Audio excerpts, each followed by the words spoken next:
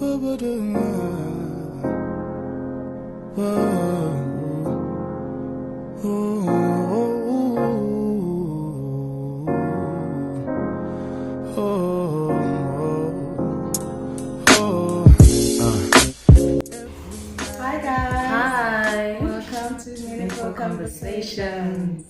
Oh my goodness, it's been a while. It's been a while, yeah. I don't know if you have watched our previous videos, then you'll know that I am Senzi. And I'm Lele. Yeah, man. Sure. It's been interesting. We're living in interesting times. Absolutely. So thank you for joining us. But do you apologize for not being around for a minute? Yeah. Apologies for that. Apologies for that. Life has been happening. Yeah. And we were tricked by the enemy. We'll have to make a video on that. Yeah. It's going to be very interesting. I think delving into what being attacked spiritually, what does it look like? I think Lorna, it puzzled us, and but anyways, yeah, we back. So yeah, today we just felt like let's just not put aside what we've been going through and what everybody else has been experiencing. COVID's been real. The lockdown has been real. There's been challenges that have come with that, but I think one of the most beautiful thing about the space that we find ourselves is that we have been able to relate, and empathize with where we find ourselves, as humanity. We have been challenged. One of the things that is beautiful about having to go through the COVID and lockdown is the fact that people are being challenged because everybody's going through some form of challenge that is brought about by this pandemic. So so I'm gonna shoot straight right into it. Okay. So I have questions. You can also answer them as I'm asking the question for yourself. So I'm gonna ask Senzi, that she's gonna ask me the questions because we know she's takes a while to process. Okay, so how have your relationships been impacted by the COVID and specifically the restrictions, the lockdown restrictions, like having to be at home and not being able to meet as regularly and what has been apparent is the fact that as human beings we need interaction, and I've gone through days at times where I just felt overwhelmed by not being able to just go where I want to go. Sometimes when you're in a mood to just go out and be around people, that has put you, it has put us in a state where we are again living under prison-like conditions. Do you know what I mean? And it challenges you because you're thinking, but I'm supposed to be free and I'm supposed to be having the freedom to just exist. And that is what it has impacted on. You literally feel like you are in a prison-like environment, and everybody's imprisoned with you, but just in different cells, and you can't reach them. At times you go through things, and then you hear about people being sick, then you hear of people dying. But it is so impactful because now usually when you would hear of a death or whatever, you would hear it within a community. Then there would be that comfort that you would get, and encouragement that you would get from the community. And not having community has really tested, not being able to go to church, my goodness. Not being able to do worship nights, not being able to have communion with, in that space with community.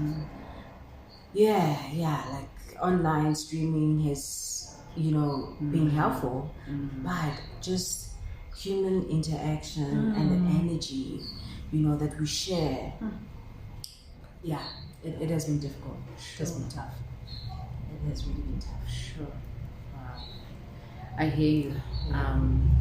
Please share as well on our comments and tell us your experiences, Yeah, maybe Lele, you can respond to that. Okay. Yeah.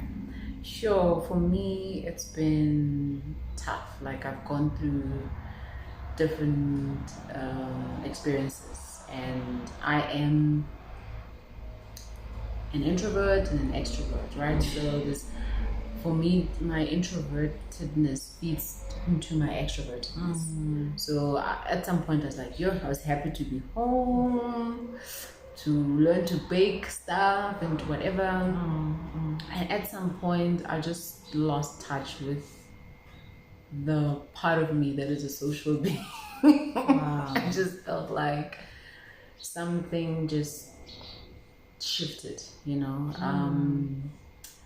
and I think one of my strengths is being able to vocalize and communicate my thoughts and my feelings, and I lost touch with that. Like, I was like, damn. Like, because I was just mostly with my son, and even with him, it's like communication, as much as he's a good communicator, but he's still a child. It's true. And you find yourself wanting adult conversations. We'll talk about that later on. Hey guys, we've got a lot of stuff to talk about, some meaningful conversations coming up. So I found myself feeling like, I really need stimulation, conversational stimulation, and I went online. But we'll talk about some other time. Coming shortly. So it's impacted my relationships. Oh man, so we didn't talk for a while, as we used to talk. And we're really close because I feel like she's also communicative, and I am, and we talk about like how deep. Sometimes you can think deep into something, but sometimes you need somebody to just and I didn't have that with her. But also, there was a time I was just going through the most. I was sick, guys. I thought I had COVID. Sure. I lost my uncle, and I had lost other people that I knew, and I think I just pushed the grief towards the end of the year, because I was just feeling like maybe then life will be different, the restrictions will be lighter, and I'll be able to be around community and be able to, share my load. But the restrictions were tightened at December, and I feel like it just made me like, It was intense actually. I think December, beginning of Jan. It was intense. Like there was just this, I could see like a cloud that was hanging over the atmosphere. People were just really going through the most around that period, because I was also just challenged. Sure. So basically, guys, it was tough. It was tough spiritually. It was tough emotionally. It was tough psychologically, man. That's why I feel like I shut down. There's a part of me that I feel like I actually really did shut down. And there was a time when we met, remember? I couldn't explain what I had been through. Not that I didn't go through stuff, but I just could not find a way to explain it, because I feel like I had completely shut down. And I was also under lockdown. My mind was like, lockdown, everything, lockdown. It was tough. Thank God we're here. Thank God we're here. So that's that. So share with us as well, because I think sometimes people feel like there's COVID, we're going back to work, and things are seemingly getting back to normal, and we're thinking that it's going, but the stuff that you're going through, and maybe you're thinking you're going crazy all by yourself. It did affect us all on a emotional level, psychological level, relationship, and we'd like to know what you have What gone you through. went through, and if you're in a good space as well. If you're in a good space as well. If you have people that are assisting you, if you have community around you. Yeah. That has assisted you or is assisting you to deal with stuff. Or you are a one-man show and you're able to do these things. Tell us how. Tell us how. I think, even if you're an introvert, this time is just better. It has been taxing. Yeah, this is a deep question. The next one is, how is your sense of being, considering everything that you've been through, and how you've been processing it and everything. How is your sense of being? Has it been shaken a bit or strengthened, or you're still finding your way through that?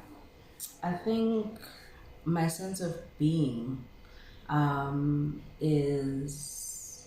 Okay, so I have to explain it from what I experienced.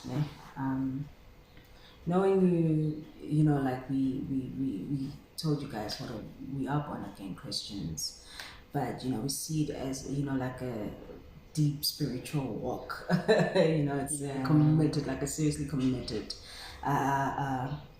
relationship, towards God and following Jesus as an example. So I think when you are around community, certain things become easier, and your faults also.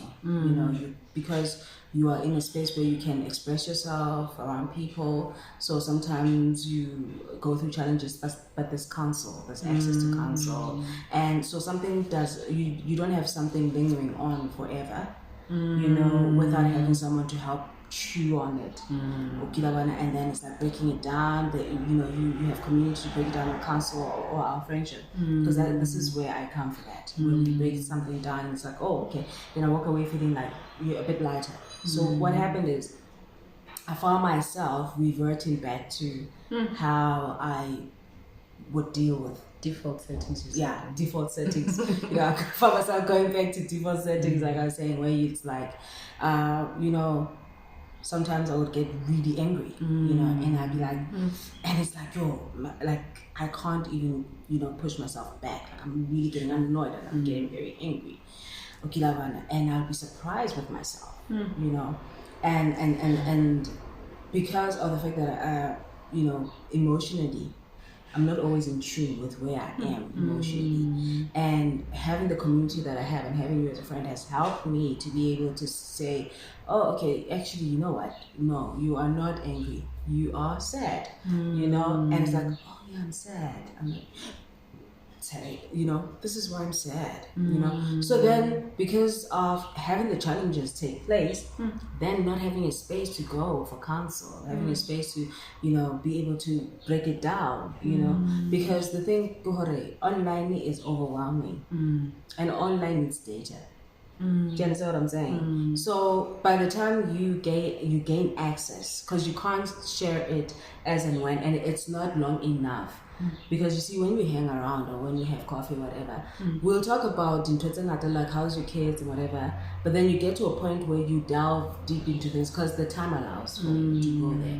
But when you are talking on the phone, you only remember certain things when they happen again, or after you put the phone down, like, this thing, because of the fact that it's online and it's call time and whatever, you are going to talk about stuff that is like, again, what do they call, like the regulars, like, are you okay? Surface. Like surface level things. Like, are you okay? Are you did like general stuff.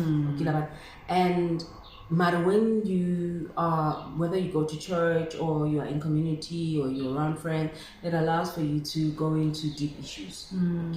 So what it did is that, yes, you would communicate with friends, but it would be on that basis. Are you okay? Okay.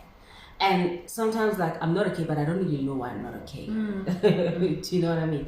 So it really affected my sense of being in that way, where I was challenged, my spirituality was challenged, emotionally I was challenged. And, I was just thinking to myself, I don't know, you know, this Christian thing. You know, I feel like I'm failing in it now. You know, and I would think about a lot of things, and I'll be reading my Bible still, and I'll be praying still, and I'll be, you know, but my spirituality was really challenged because I found myself reverting to, you know, like default settings and then, you know, that's where I feel like, you know, the devil has got an opportunity, you know, and he stays on it, you know, and you find yourself in a space where you are going through the same thing day in, day out, and now it starts to be a week, and it's like a second week, and it's like, I've been facing this thing now for so long, and you know, it's like I have not been in a space where I've been I can face stuff like this emotionally that just takes me for so long, like, you know. Yeah, but you know, looking back now in hindsight, it was an opportunity for growth, you know? And appreciation. Appreciating what you have and how much you have, and the people that you have. So yeah, it was shaken, but I'm really absolutely grateful for the friendships that I have, for the people that I have in my life, for the life that I have, for sanity, for health. Yeah, I'm grateful for that. What was the other question? Yeah, Priorities. My priorities. The priorities have been strengthened. You know, they have been strengthened. Like the priorities that I had are still the very same priorities that I have now, but they've just been strengthened. But I think, you know, God obviously comes first because that's where. But you see why, you know, there's a commandment to love God with all your heart, with all your mind, with all your soul. Then love others as you love yourself. Those are the two most important commandments. And it's like, you know, you see it, especially when you get taken away from humanity. Not just the people you are in agreement with, just humanity.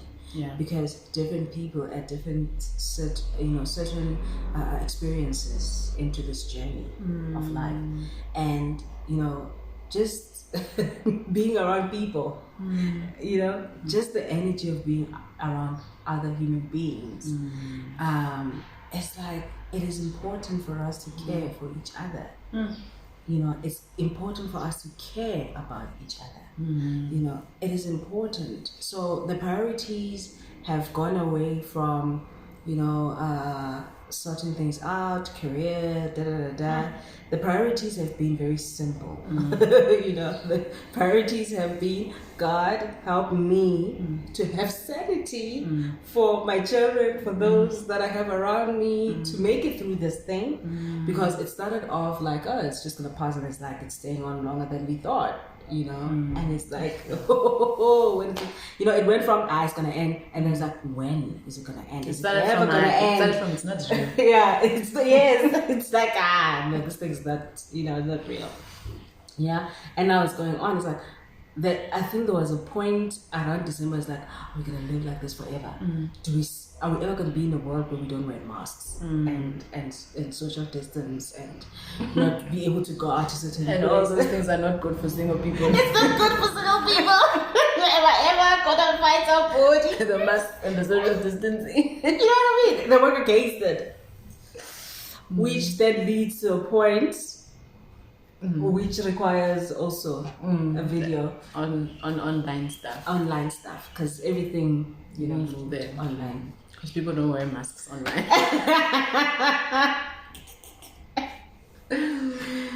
Whew, yeah, it's been real. It's been real. Okay. My sense of being, my sense of being was literally shaken. I don't know if I can say I'm strengthened yet. I was shaken in a very way, like I was surprised by it, to be quite honest. I found myself in a space where I'm reading my Bible, I'm praying, but I still feel like I'm lacking in something, and that was a bit frustrating because I was like, but this is my sense of truth, my sense of being. Yes. Why do I still feel like I'm lacking something? Shouldn't this be enough, you know? And I found myself craving affection.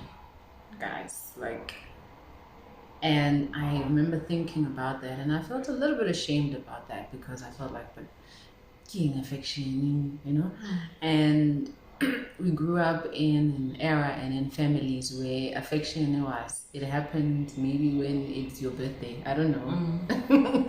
You know, like it was a weird experience to even have. Is never mind desired. Oh, got funeral when somebody's comforting you. Yeah, now like, this is something real when somebody comfort, has died. Yeah.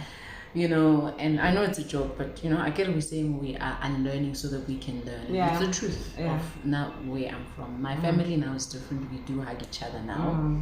But then, you know, affection was like minimal. It's like, I don't know. So I found myself craving affection. I was just feeling like, what is this thing? And you have to realize that affection is different. And sometimes affection is conversations, deep conversations. That thing you were talking about, being able to not just talking on surface level and just breaking down issues, you know. Sometimes affection is a hug from a friend, you know, and so I found that, you know, the enemy sometimes takes good things that you desire and just tweaks them and perverts it. Like, okay, if you desire an affection, Sinner. it should be from a guy. Yeah. How do you get that? So you'll find as we talk that I have a very interesting mind, like and I think I need her a lot. That's why, like, sometimes I'm could be and I'm thinking, that's what I want. How? Do. And then your mind is there. And sometimes the things that I want are to go into the left, not the way they're supposed to go. And when she's there, sometimes like, whoa. And I'm like, okay.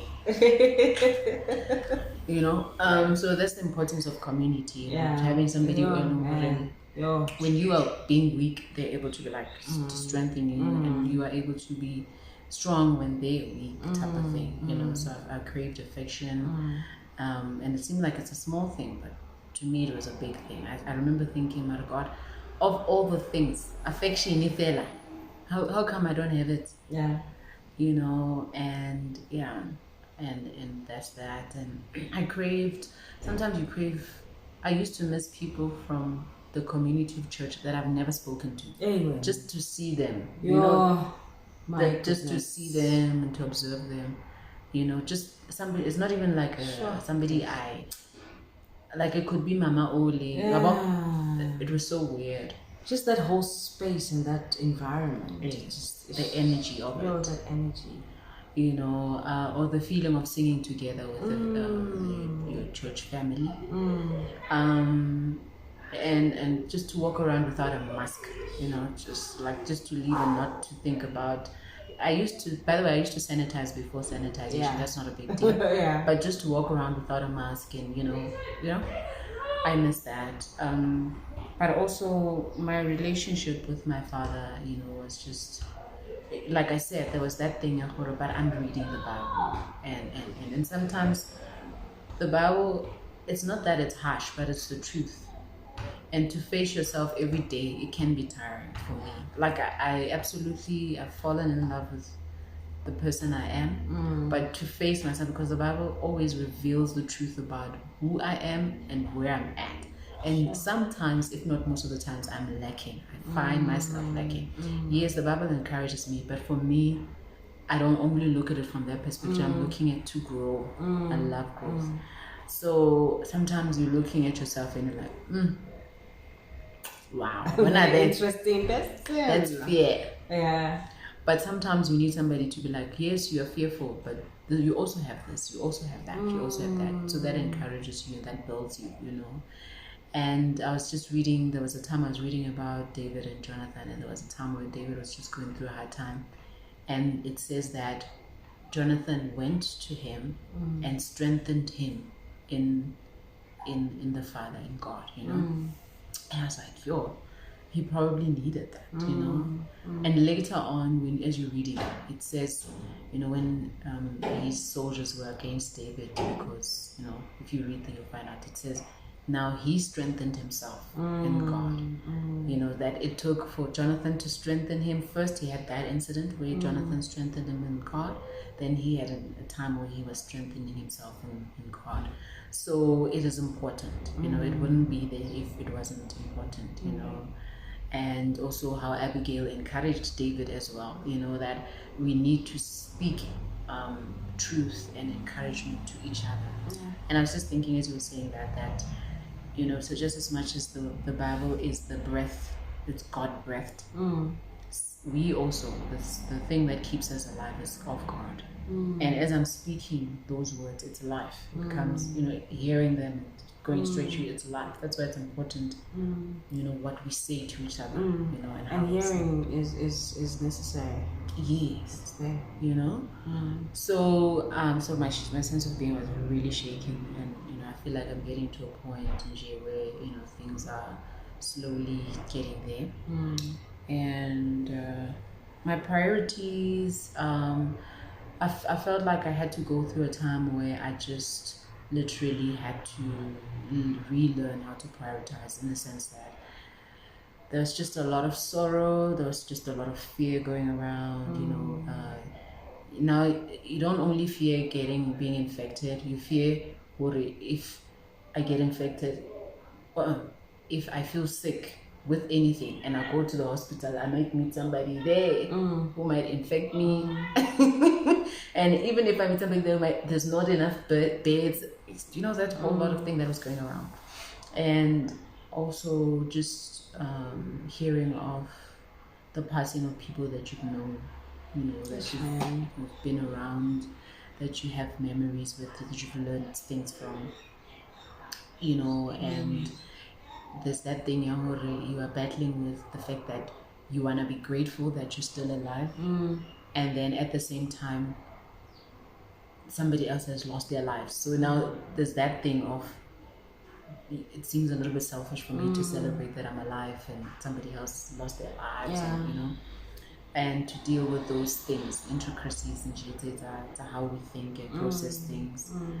But there was a time I had to learn to let go of things that overwhelm me a lot, you know, because I tend to feel a lot and internalize And overthink.